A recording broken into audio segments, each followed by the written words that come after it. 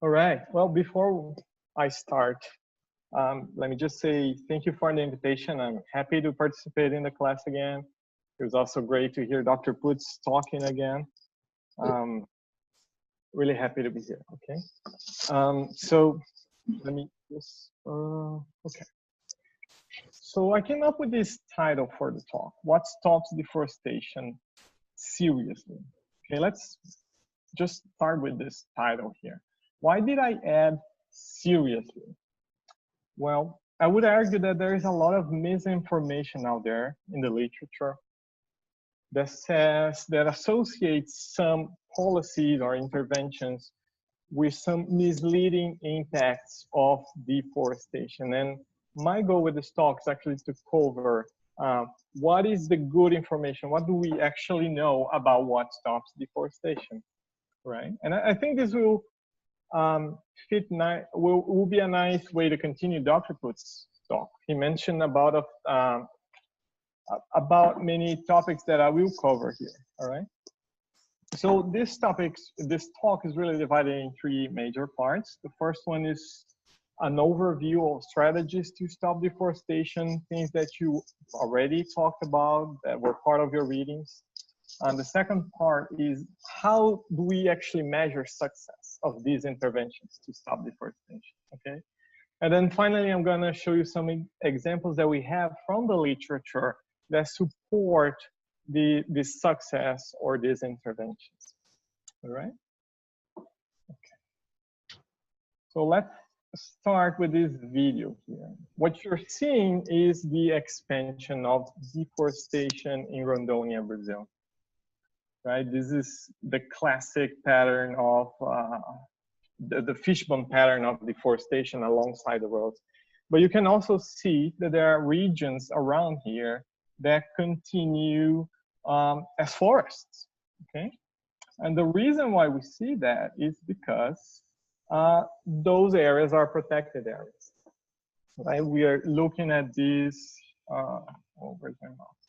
This square here, okay?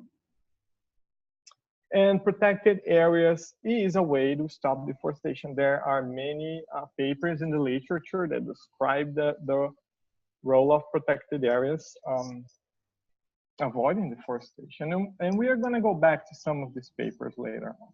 Okay? Another strategy is based on land tenure issues.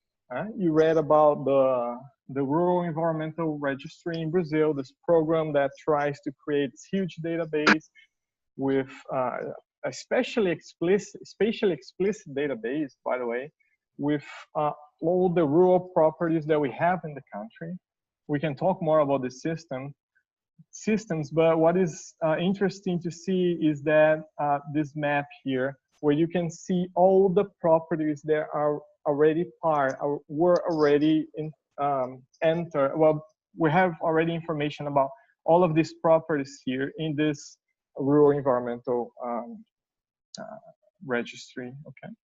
And although this program, this registry, doesn't necessarily affect deforestation directly, it acts as some sort of enabling policy for other policies that will try to curb deforestation. Okay. There is not enough information on the literature about the impacts of the CAR, that's how it's called, the CAR system in Brazil. However, this recent, well, it's from this report from these organizations here, highlighted that the CAR system, this approach that Brazil was taking to come up with this registry, it was one of the most important components of the Brazilian plan to reduce deforestation, okay, the TPCM. And there are also other studies in the literature looking into the effects of titling on deforestation as well, okay? But this literature is not that big, I would say. Anyways, we're gonna cover, again, a little bit of these studies later on, okay? Obviously, one way to stop deforestation is through law enforcement. And in Brazil, a lot of these on the ground law enforcement activities are, since 2004, guided by remote sensing analysis. Okay, there's this new program that started in 2004 that allows for almost real-time detection of deforestation. So these enforcers, these law enforcers, they can get access to this information. They can go to the field, and as a result of a more effective monitoring of deforestation, you can see that there is a lot of environmental fines that were issued in Brazil. They are represented in this map by these points that you can see. Granted, some of these points are in the ocean, which is a bit odd, but you can see that most of them, they surround this region of the so-called arc of deforestation region, okay, where we in fact have high rates of deforestation. All right. And again, there are a few papers on literature that describe that have looked into the impacts of these initiatives, law enforcement initiatives on deforestation. Okay.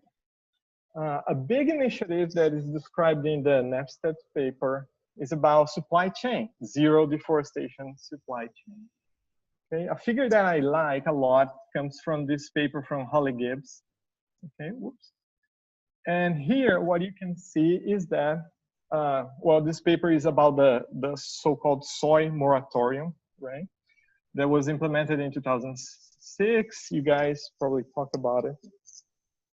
And the idea is that areas that were recently deforested, if you were growing soybeans in these areas, you would have a limited access to markets. That's the whole idea. Right, so what I like about this figure is that you can see that after 2006, there is a decrease in the area of soy that is being expanded into the native vegetation. At the same time that you do see an expansion of soy area. Okay. There is another important supply chain commitment that took place in Brazil in 2008 that some people call it the beef moratorium, where the major producers and traders of beef in the Amazon also committed not to commercialize anything related from farms or areas, any beef that was associated with deforestation. Okay? All right. And now I just want to stress how important these supply chains can be and how they are likely to be very important. They're very likely to get more and more importance in the future. And the reason for that, it's because we are getting better at getting data about these supply chains, okay? This is an example that I want to show you from this website that's called Trace. This is part of a program from the Stockholm Environmental Institute. I don't know if you are aware of this, but they put this huge database together that you can check. And you can see, for instance, here we have the example Brazil, the soy produced in Brazil in 2015. You can see the countries that are buying the soybeans, okay? So you can see that for this particular year, 42% of the soybean produced in Brazil went to China. Roughly 30% was consumed domestically, so on and so forth. And this database can actually get much more detailed than that. This is again for soybeans in Brazil. You can select, well, there are different filters, but you can look at what the soybean that is produced in Cerrado, for instance, who is producing it, who is exporting it, for instance, Cargill in this case, who is importing it, Cargill again, and where is it going, for instance, in China. So you have, right now, today, you have a lot of information, detailed information about supply chains, and this can only improve, I mean, will only improve in the future. And the odds are that this information will be really important to design more important supply chains associated with zero deforestation. All right, okay, let's go back. Again, there are a few studies in the literature that look into the effects of these supply chains on deforestation. All right. And then the final big strategy to support deforestation that I want to highlight is based on payments for environmental services, or PAS. The idea being, Dr. Putz touched on this already, that you pay farmers or local communities to preserve forests instead of converting them to pastures or a different type of land use. Okay. The main PAS activity or idea or program that we have right now is REDD+. Dr. Putz also mentioned that. There's a lot of efforts into making REDD+ work. The United Nations has its own program on REDD+. There are countries with national programs for REDD+, such as Mexico, Costa Rica. Here are some examples. At the same time, there's a lot of people against REDD+, because again, it's the idea of using a market strategy to fix a market-based program. And there's just a lot of people around that doesn't like that approach, okay? But I would say that there's also a lot of people who don't really understand what are the concepts behind REDD. And although we don't have a lot of time, let me just give you an overview of what is REDD+.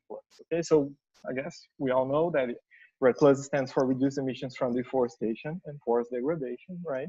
The plus really stands for Conservation, Sustainable Forest Management, and Enhancement of Carbon Stocks. And it's a performance-based and carbon-based payment for environmental services. The way the REDD+ or these types of payments for environmental services work is, for instance, like this. For an avoided deforestation project, what you would have is a forest which is assumed to be under some pressure of deforestation. So you can have this baseline scenario where from forest you would end up with degraded pastures or something like that. Under a REDD+ scenario, you expect to preserve your forest, okay? This preservation, an additional carbon stock that you would have when you compare that to the baseline. And based on these additional carbons, you have these payments or rewards from REDD+. That's why we say that it's a performance-based kind of payment. Right? The same idea goes for reforestation projects. I skipped the animation, sorry. The same idea, right? You have perhaps a degraded landscape that is likely to continue degraded under baseline scenario without REDD+ or any past incentive. With incentive, you have reforestation and accumulation of additional time. And there's a lot of papers, a lot of information about the effects of REDD+ in the literature. I know you mentioned a few of them already, at least some of them in your discussion. Okay. All right, there are, of course, other strategies that I'm just gonna highlight here briefly. For instance, in Congo, they have the Sustainable Forest Management Policy, which is a huge national policy. There are also a lot of information about certification and the potential impacts of certification on deforestation. A lot of studies also on concessions and the role of decentralization. Okay. All right. So that's the overview, but you guys already knew all of that probably. The big question is, how do we measure the success of this intervention? Okay. All right, so let's start with the basic. You have deforestation in this graph, all right? You have time, and you have a zero deforestation intervention that takes place at this particular time period. So you know how much deforestation you had that particular year when the initiative started. You can look at how much deforestation you have right now, okay? And just by comparing these 2 points in time, you could estimate the impact of the zero deforestation intervention, okay? Now, a lot of papers in the literature, they actually do this, but this happens to be a very naive way to assess this. I cannot see your faces right now. I don't know if you agree with this or not, but you should be a bit skeptical because it's a naive way to try to estimate. Okay, let's try to think of a better way to do this. Well, a better way to do this would be considering the trends of deforestation that you have, you know, even before your intervention. And then based on that trends, you can create a counterfactual scenario. Dr. Putz mentioned this in his presentation.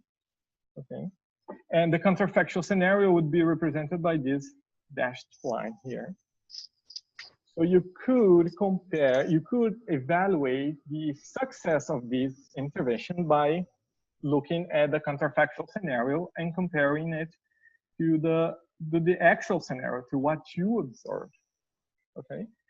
Something that we need to keep in mind is that we can never really observe this counterfactual scenario. We can only observe this one. All right. So we need to estimate this. Right. The question is, how do we estimate the counterfactual scenario? All right. So the way that we can estimate a counterfactual scenario is through a control. All right. So let's assume that the zero deforestation intervention is targeting some municipalities. What should be the control for your intervention? Well, ideally, other municipalities that were not targeted by this intervention. Okay, with this control, we can use the control to inform our counterfactual scenario, and then we can measure the impact of the intervention. That's how it should be done. Not many people do it, not all people do it, but that's how it should be done, right? And when you do that, you can actually find some weird results, like the one that we are illustrating here. So what we have is that there is this zero deforestation intervention. Obviously, we see that there's a decrease in deforestation, right? But when we look at the control, there's also a decrease in the control too. If we did not have the control, we could wrongly associate the impact of this reduction in deforestation to the intervention, when actually it was something external that also affected the control, all right? This could happen. In this case, the impact of the intervention is really zero. It can get even worse than that, all right? It could be that your intervention had a negative impact on reducing deforestation, meaning it increased deforestation. That could happen, and I'm going to show you some examples about that. All right. So this is the theory, and I hope this is something. Oh, sorry. Is there? Yes, we're here. Is that a question? No, you're good. Oh, I'm good. Okay, sorry. All right. All right. So the key question here is really, how do we establish an appropriate control? And there's a huge literature on this. It's called impact evaluation, and it's what many economists do, especially the development economists, all right? Okay. But we're not gonna really talk about how to establish these controls. Rather, I'm gonna give you a real world example of what I'm trying to illustrate here, right? So we know that the PPCDM plan of the Brazilian government, the plan to reduce deforestation, started in 2004. And immediately after 2004, we see this reduction in deforestation. Of course, this, by the way, is based on the official deforestation data from the Brazilian government, the PRODS data from NIMPA. Of course, when the Brazilian government saw this, they were the first ones to say, well, the program is a success. See how much deforestation was reduced.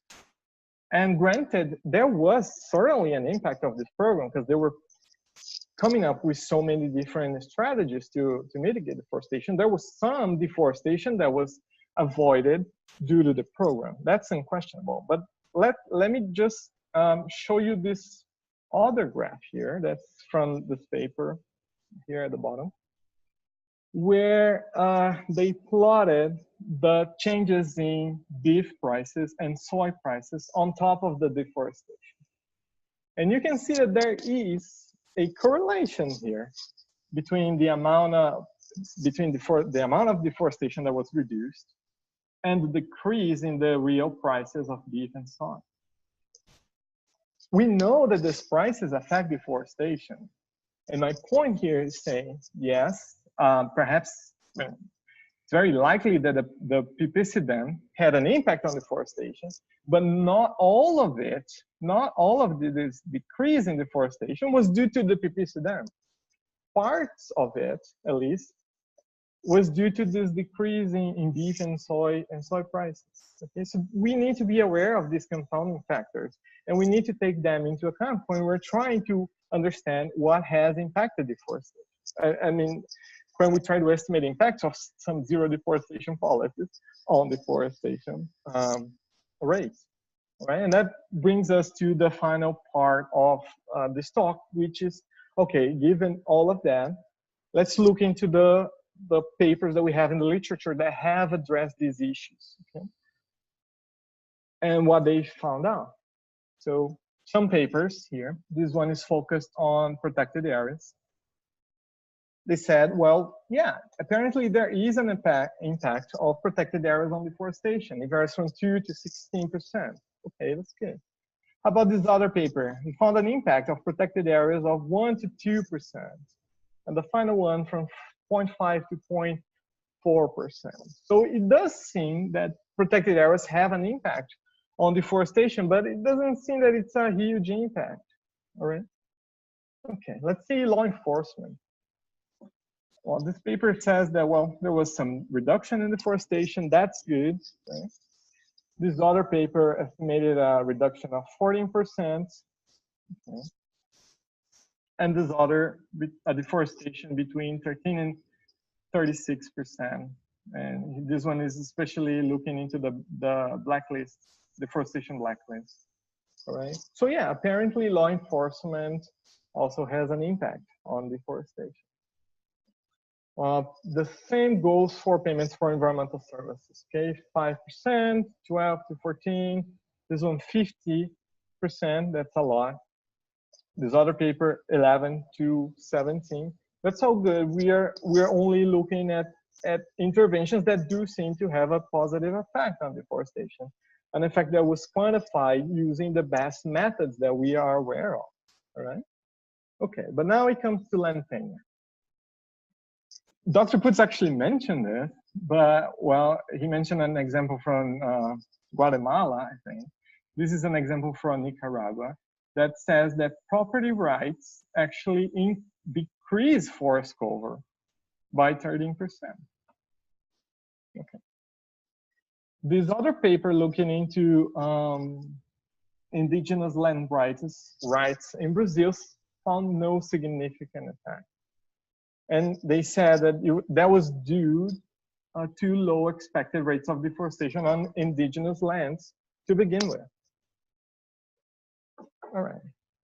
And then on the other hand, this paper from Blackman, also looking into indigenous communities, but in the Peruvian Amazon, found that titling actually reduced deforestation, but by a huge amount. So now we start seeing papers, I mean, initiatives, strategies to reduce deforestation that are not completely in complete agreement with each other. All right, let's look at the supply chain now. This is a study, it's actually a master thesis that just came out, and they try to estimate the impact of the soy moratorium in the Brazilian Amazon. They said that, well, yeah, there is a reduction associated with the soy moratorium. All right. But then you have this other paper from ARIMA that says that, well, this effect of the moratorium might be overestimated. And the reason is because these guys found, and others also have found the same pattern, that the moratorium was replacing, well, because of the moratorium, soybeans were replacing pastures. And remember the first graph that I showed you from the study of Holly Gibbs, that I said, well, I like this graph. See, we can actually see from the graph that most of the new soy areas are expanded into pastures, right? Remember that?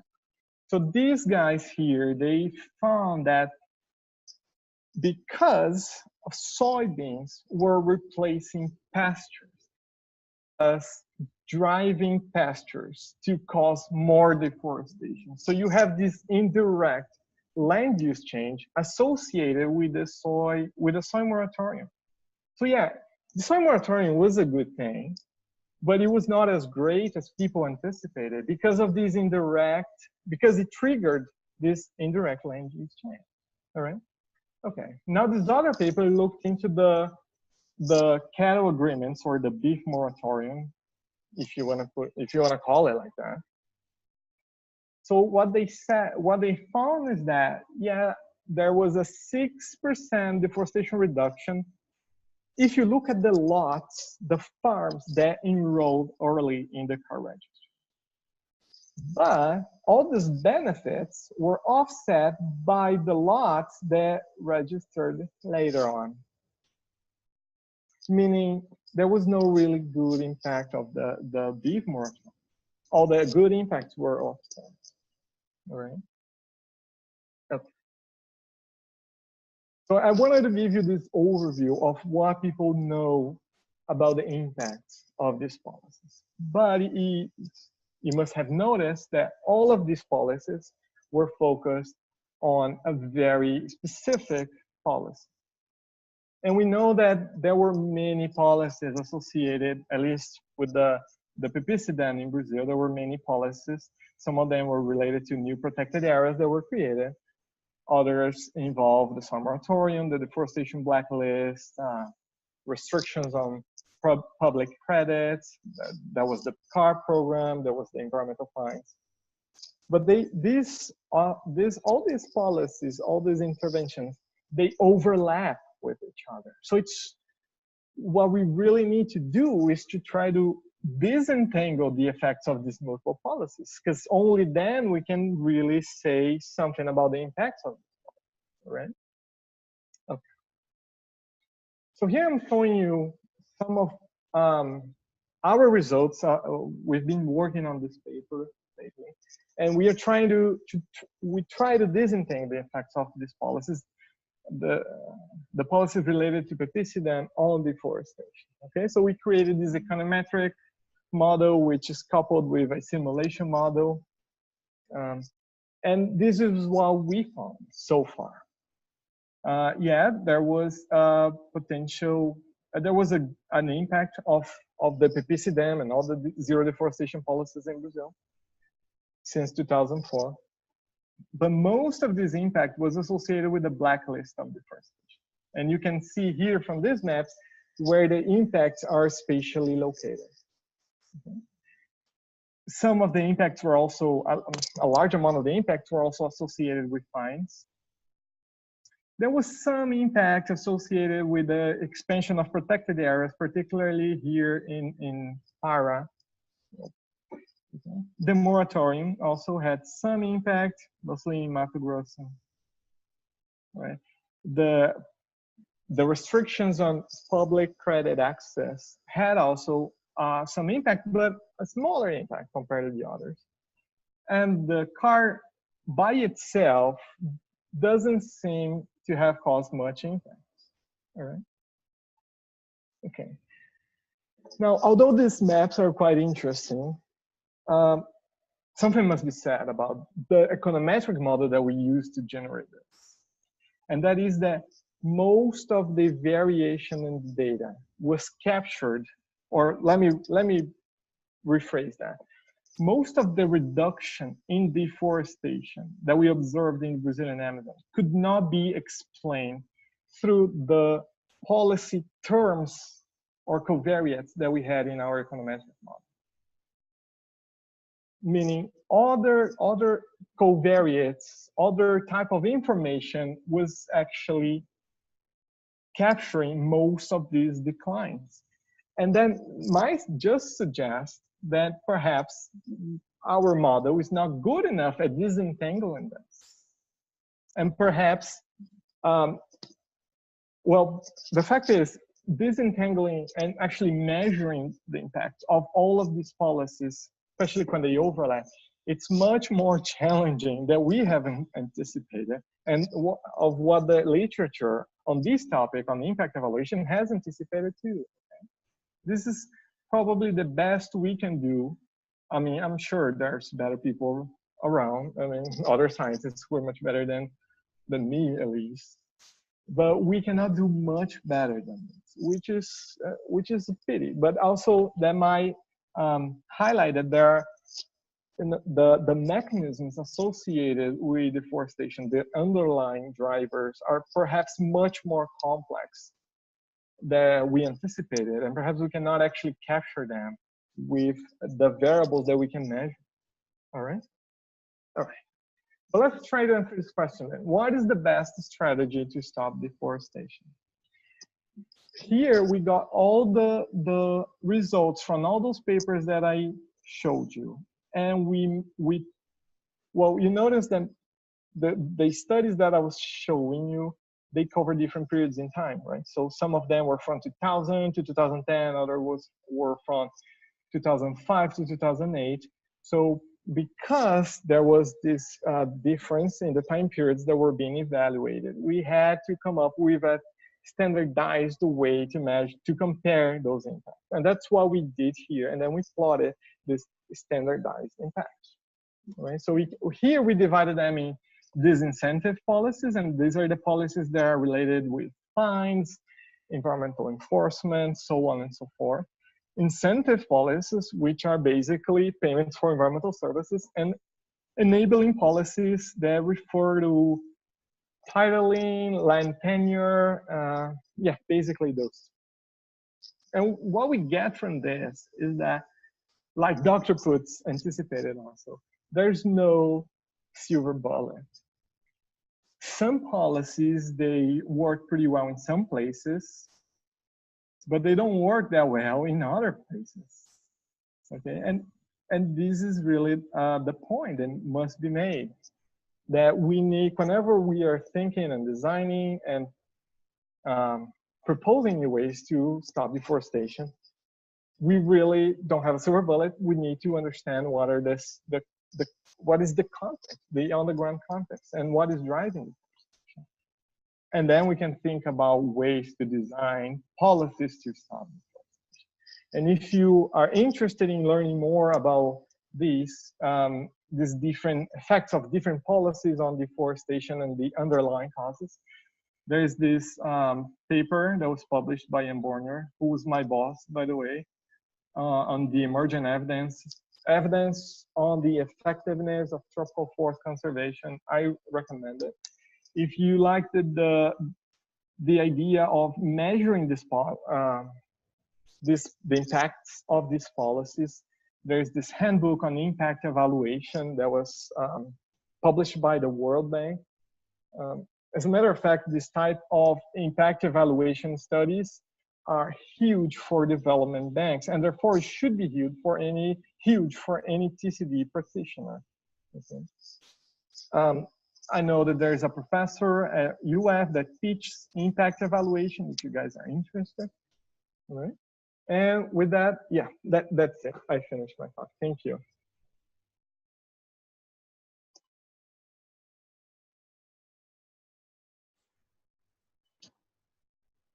That was great, Thales. Thank you very much. Can you hear us? Because we were yeah, I can hear you guys. Yeah. So if people are going to ask questions, they're going to have to either project or come a little bit closer to the microphone. Thales, maybe I'll start out. I'm really sort of interested in your final analysis, and I kept thinking along the way as an ecologist and thinking about how local context makes all the difference in ecological processes and things like that. And it seems like you kind of came to that conclusion as well, that local context is important. And so if you had to put in, or what other variables could you put into your model that maybe weren't included, because certainly across that region in the Amazon, the history of the people are different, the culture is different. We talked about culture last week and how important culture can be. The size of the parcels are different, all kinds of things. What other things would you want to include that could get at some of that local context and help us understand better these mechanisms? Oh, that's a tough question, Betty. Because if I knew the answer to the question, my model would be better. I mean, our model would be better. I don't claim to be the mind behind this model, this example, these results that I showed you. But it's really hard to get there. There are some methods in econometrics where you throw some parameters that are just supposed to capture some local shocks that you might have on economic shocks. You might, that you don't even know how to measure, but you can come up with some sort of dummy variables to try to disentangle a little bit of these of potential impacts and potential variations that you can see from state to state, to municipality, even though you cannot actually measure that. Those are some techniques that we have in the regression. And we use to, well, as far as I can tell, to the best of my knowledge at least, we use all these approaches. But still we couldn't come up with a great model that really explain the decreases in deforestation. Did you include any measure for like the price of beef or the price of soybean, and include kind of cost of getting it to market and things? Or infrastructure availability, proximity to roads and urban centers? Yeah, we did. I think we could potentially include better data related to that. I had this idea of using artificial neural networks to create deforestation risks for the Amazon, and then use those maps to perhaps as a new covariate in the model to try to kind of reduce the noise that we have, the error of the regression. But we're still thinking about it. We have no clue why the way we were measuring the policies, why it was not enough to at least explain most of this reduction in deforestation. We don't know, and really that's something that I will be thinking about for some time. Though really, out of the top of my head, I cannot come up with an answer for that. The bottom line is that it's really hard to measure it. It's much harder than we anticipated. And I can only tell you this, when we started with this paper, we thought we would be able to disentangle, and we would have focused on the results, presenting parameters, so on and so forth. The parameters that capture the impact of each policy in the paper. But we realized we wouldn't be able to get it. Now the idea of this paper is really calling the attention to how hard it is to do this, as opposed to showing, well, these are the results, we did it, this was success. Any other questions?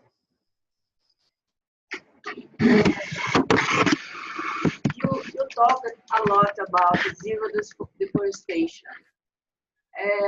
You are included legal and illegal deforestation, because farmers have rights to deforestate part of their property. What did you think about? Yeah, no, that's a great point. Certainly, it's a great point. So for some of the policies that we try to make, well, some of them are based on municipalities that were blacklisted. If the municipality is blacklisted, it means that you cannot have, the farmers from that municipality cannot have access to permits to legally clear their land. So once the municipality is blacklisted, we know that all the deforestation that takes place there is illegal. But yeah, of course, for many of the policies that we are analyzing, we don't know if the farmers had actually access to a permit to clear their land, right? We don't know if it's legal or illegal. And perhaps it would help us a lot if we could have access to that information, but it's just impossible to get that information. It's not publicly available. So we must assume that all the deforestation that we see is illegal. And certainly that's a source of bias in the model.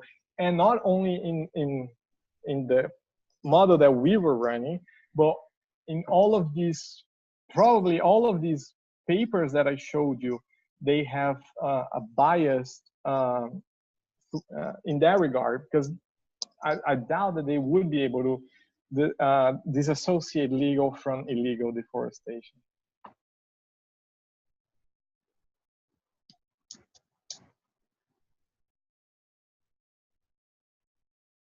Thales, I wonder if you could just briefly talk about your experience with the Red Plus project with the Surui. Oh yeah, sure.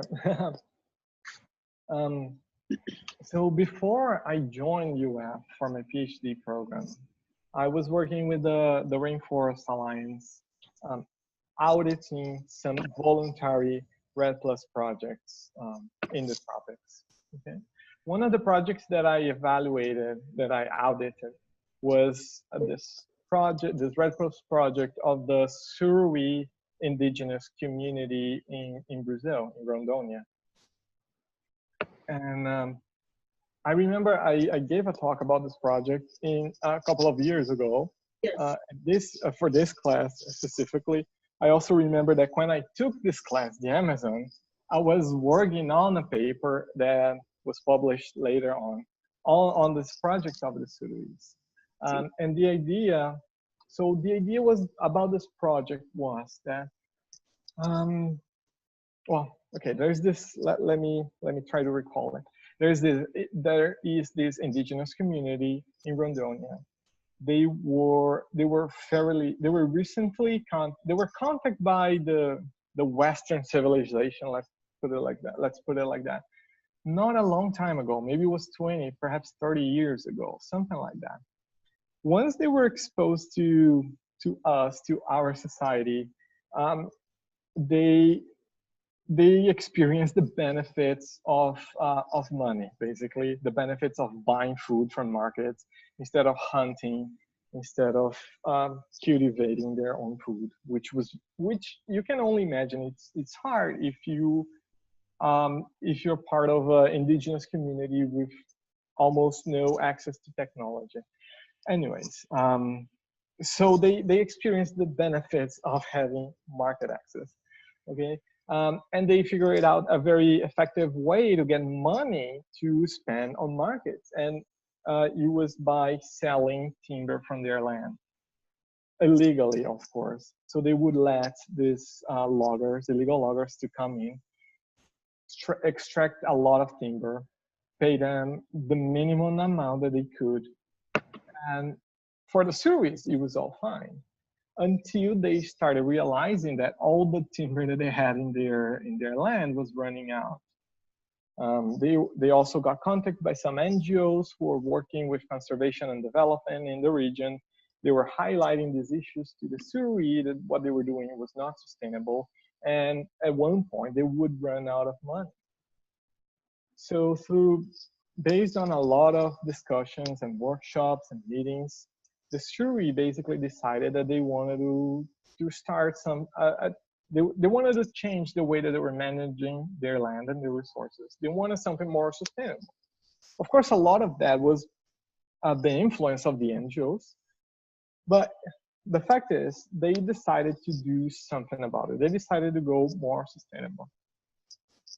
And a way to finance the plans that they had, to implement more sustainable activities in their land, a way to finance that was through the development of a Red Plus project.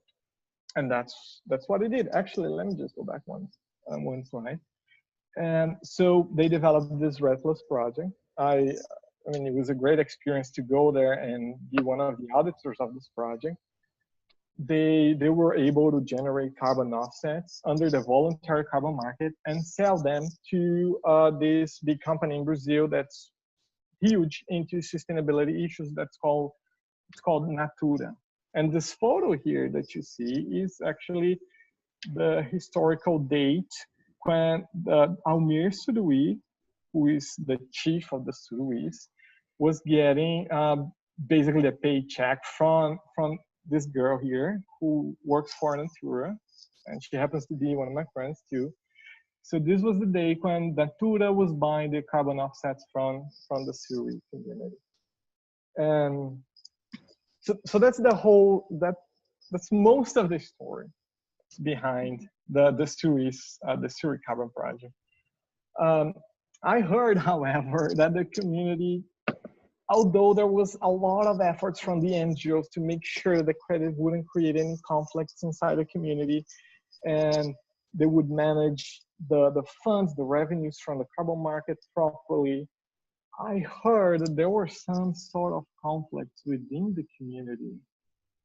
Unfortunately, I don't know exactly what happened. I just heard that. Might not even be true. But that's as far as I can go with this project. I want to believe that all the conflicts were resolved and this is a success case. But it does seem like it's really hard to implement this kind of projects, especially with local communities. Sorry, it's not a great, there's not a great end to it, but who knows, maybe I'm wrong, and maybe they're doing a great progress. Let's hope that's the case. Okay, thank you.